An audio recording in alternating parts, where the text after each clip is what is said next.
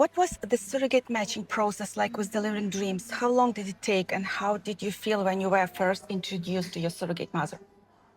This time it took a little longer, but I think this time was probably more closer to the normal. The first time we had it, it was like, okay, this is your surrogate. We liked her, and she was, willing to proceed, and it felt like next week she was pregnant.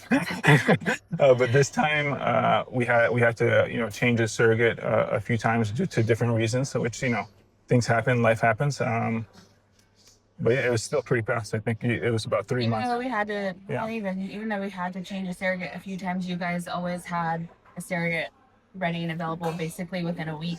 So that was very comforting knowing, because at first we were like, Yeah. oh, our first surrogate didn't work. How long is it going to take?